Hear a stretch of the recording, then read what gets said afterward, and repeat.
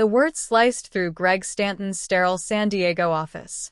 Don't worry, nobody will remember your contributions anyway. They weren't cruel, just careless, a tossed-aside memo from a man who'd never known hunger. Greg, a Stanford legacy with a trust fund cushion, thought hustle was a logo on a hoodie. I'd worn mine through storms, literal and not, coding past midnight to keep his startup alive. I stared at the severance agreement glowing on my tablet, a cold line erasing 5 years of 70-hour weeks, eyes burning from screens, $3 burritos in a warehouse, so hot it choked my dreams. No handshake. No thank you. Just a signature and a comment too dismissive to sting, because stings mean you're worth noticing. I didn't flinch. My hands stayed steady as I stood, smoothing my blazer. I appreciate the opportunity, I said, voice calm, like I hadn't been gutted by the man I'd helped make millions. Professional to the end. That's me, Elena Rivers, senior systems engineer. Or former, as of 3 minutes ago. A first-gen Latina from a working-class family, I'd clawed my way from community college to Quantum Shift's core.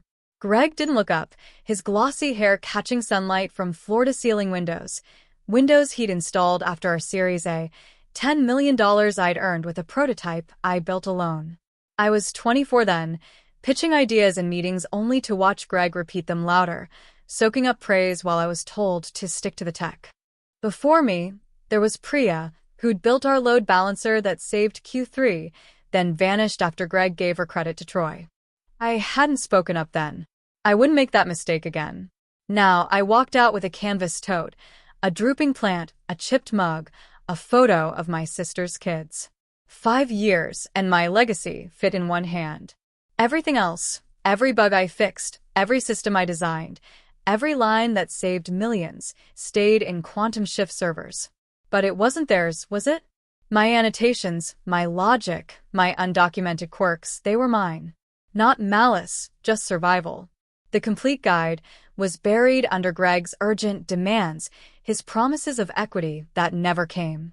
Past rows of engineers, their screens alive with my framework, no one looked up. Early lunch. Noah, a junior engineer I'd mentored, called grinning. Something like that. I said, my smile a cracked mask. I wanted to scream, they just fired the heart of your product, and you're too busy to notice. At the elevator, Greg's words looped. Nobody will remember your contributions. He was wrong. Every system bore my fingerprints, my encryption, my shorthand, my complexity. I'd meant to simplify it, but deadlines devoured that plan. The doors shut. That night, in my kitchen's quiet, I stared at a chipped mug I hadn't noticed in years. I poured tea, but couldn't drink. A memory clawed free, Dad at his desk, holding a patent filing in trembling hands. His name scratched out. Another engineer credited. He'd stood on the sidelines of a meeting that should have been his, smiling at me, but his eyes were gone. That's when I knew, erasure doesn't start with a scream. It starts with silence. Tears came, silent, hot. I thought of Dad's voice, teaching me code at our rickety table, promising I'd be unstoppable. I'm still here, I whispered, wiping my face. Fear wouldn't win. This wasn't just a layoff. It was Dad's story reborn. He'd been a brilliant engineer, his patent stolen in the 90s, his name scrubbed. I grew up watching him fade, his warnings my lullaby. Protect your work, Lena. Never let them bury you. At 29, with a severance check and an NDA Greg thought would muzzle me, those words burned. He didn't know what I'd done, or what was coming. I wasn't broken, but my fight would make them remember. In my beat-up Civic, the San Diego skyline glittered, all glass and greed. Greg rolled in a Tesla to his penthouse, never questioning his right to it. I drove to a studio apartment with a leaky faucet. My hands gripped the wheel, alive with clarity. I wasn't spiraling. I was planning. Greg thought he'd erased another engineer, a check, an NDA done. He didn't know he'd cut loose the source code. I dialed. Rachel, I said, steady. It happened. Rachel Klein, my attorney and college friend, didn't blink. They pulled the trigger? 6 months severance. 1-page NDA. She laughed fierce. And the files? Sent 3 weeks ago. Folder. Insurance. Password. Delphi 2020. Keys clicked. Airtight. I merged onto the highway, the Pacific shimmering.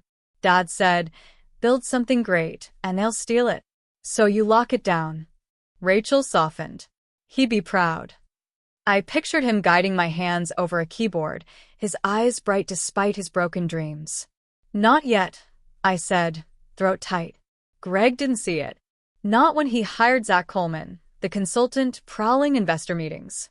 Or when he cut me from briefings, saying I'd confuse the vision.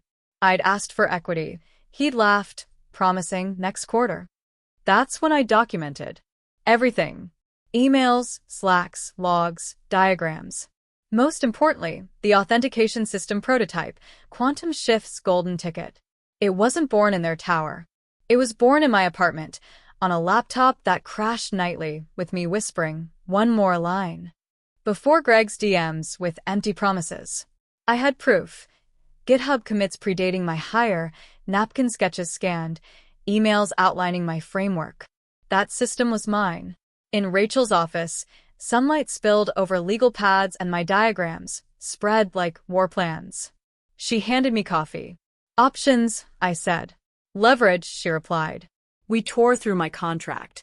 This covers company work, Rachel said, tapping a line. But your prototype? Pre-employment. Verbal agreement, I added. Never formalized. Exactly. She grinned. You could claim IP rights. No court yet. Just make them nervous. I smiled, clarity like clean code. Simple, mine. We didn't draft a demand letter.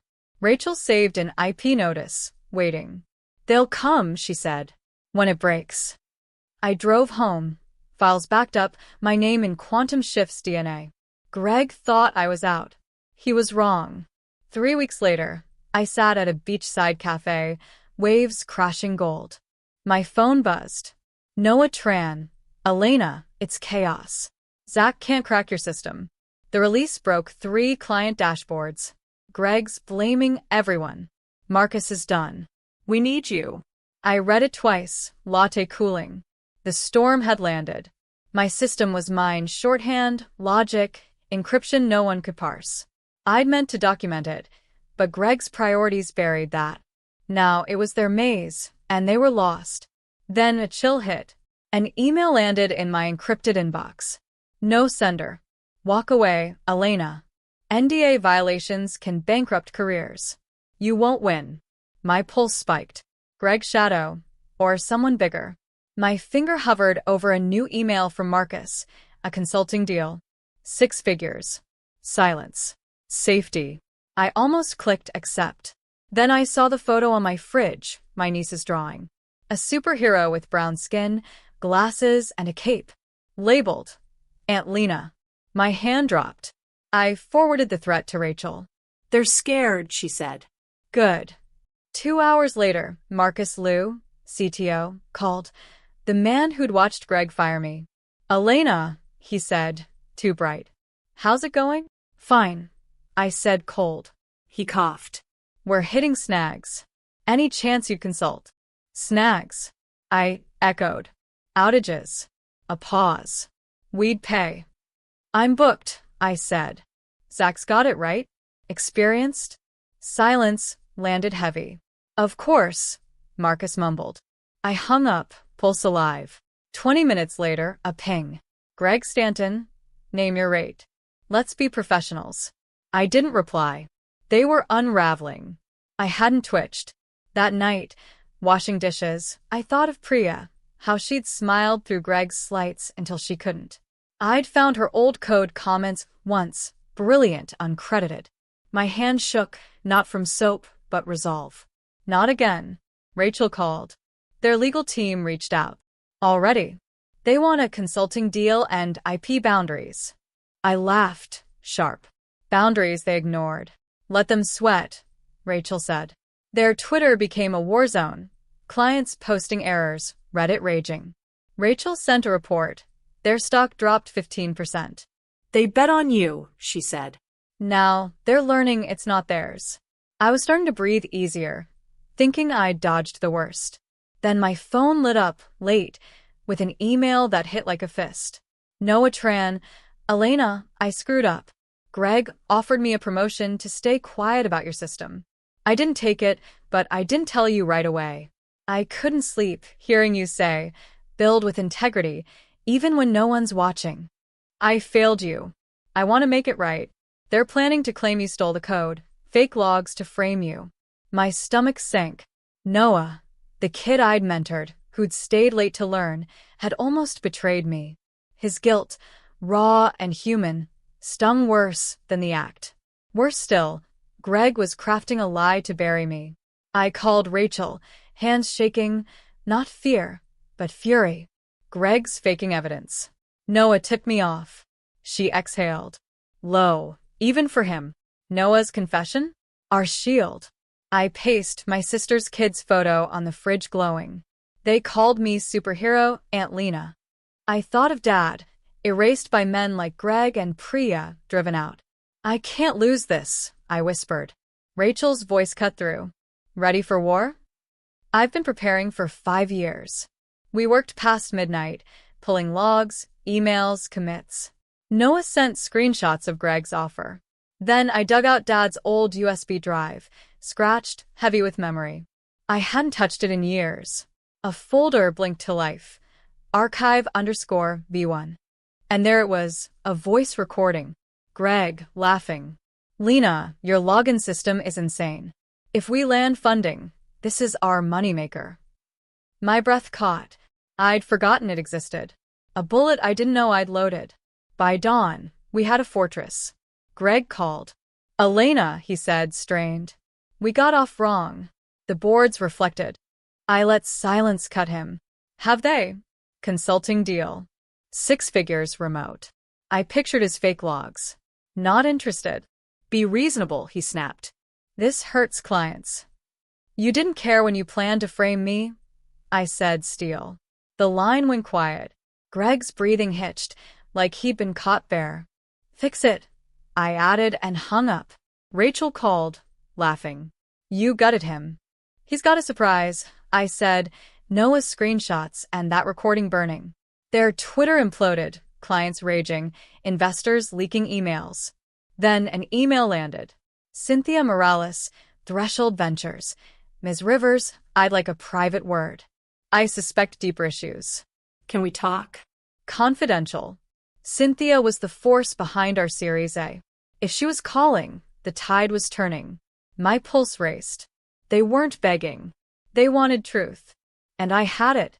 6 weeks after Greg said I'd be forgotten, I stood before Quantum Shift's glass doors, ocean breeze tugging my blazer.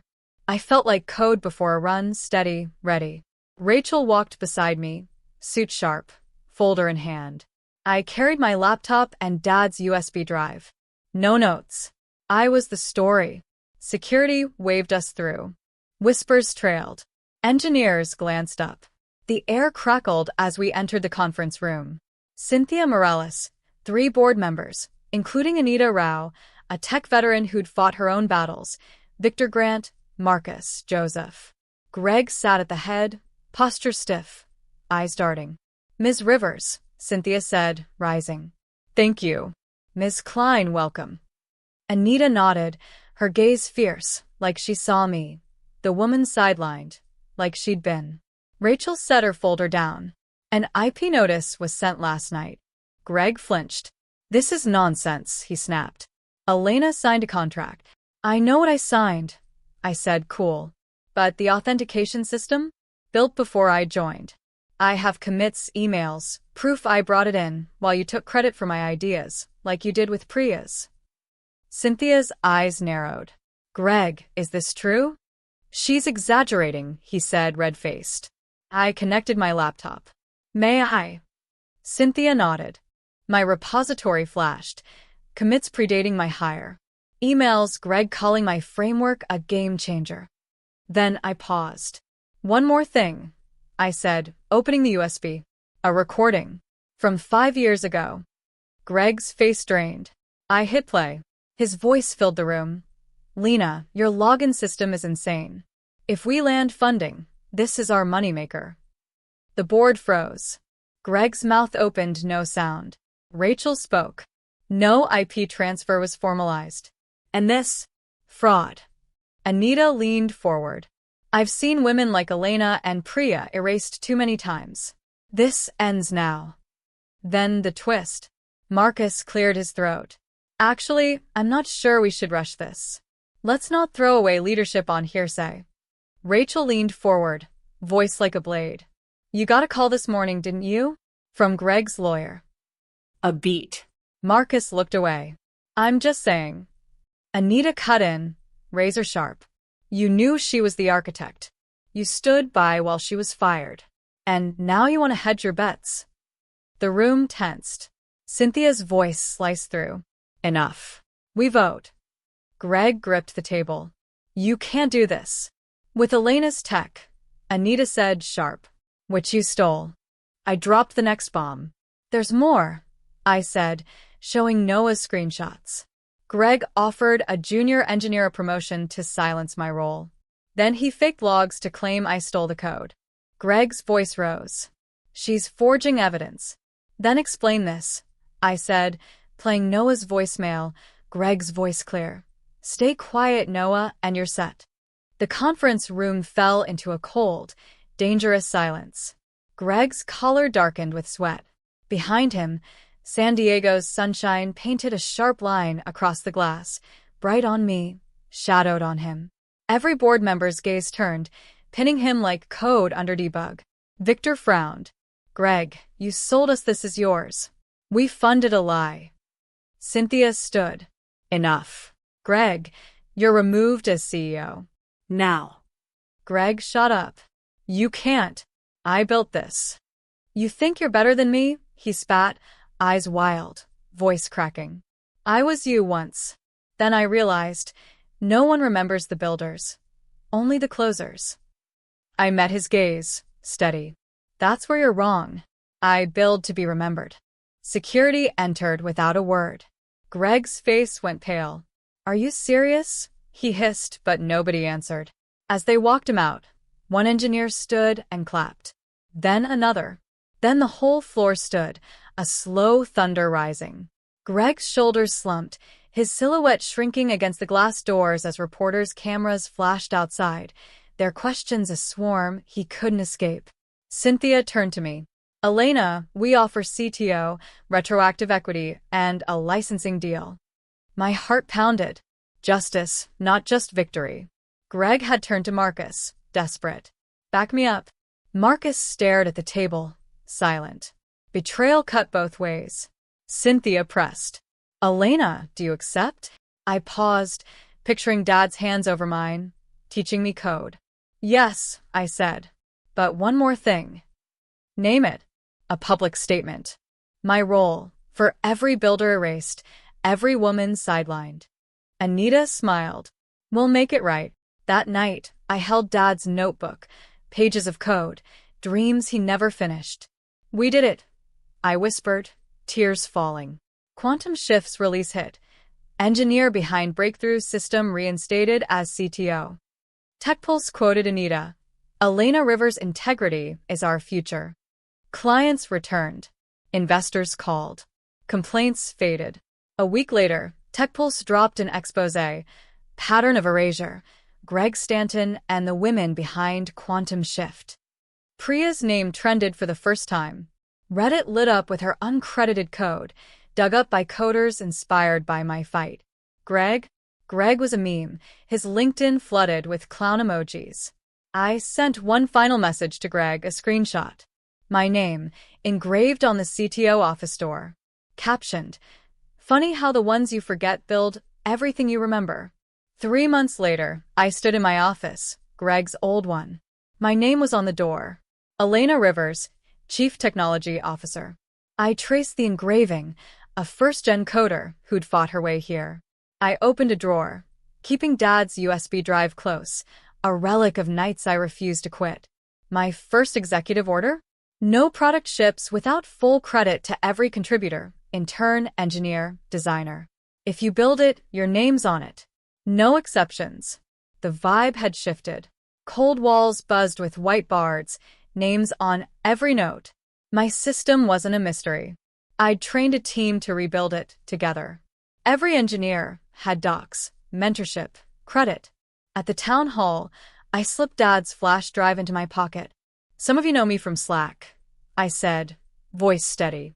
But I was in the back once, hoping someone would see the builders. I think of Priya, who built our backbone, then was erased. No more. We rise when we honor who makes it run.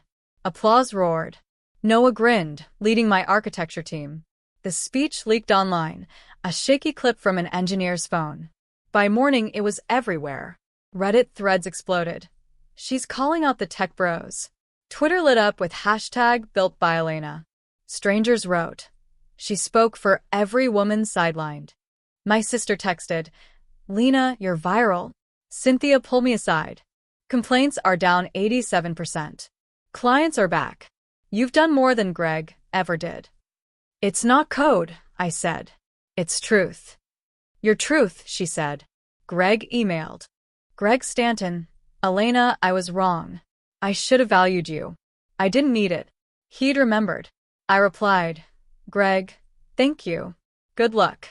6 months later, I sat in a Good Morning America studio, lights blazing.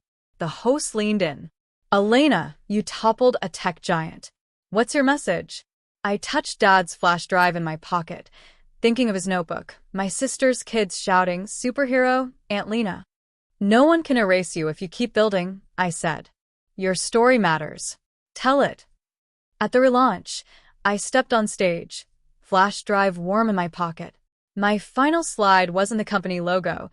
It was my first line of code, the one Greg called messy. It changed everything. The crowd roared. Back at Quantum Shift, I launched a mentorship program for kids like me, first gen, scrappy, dreaming big.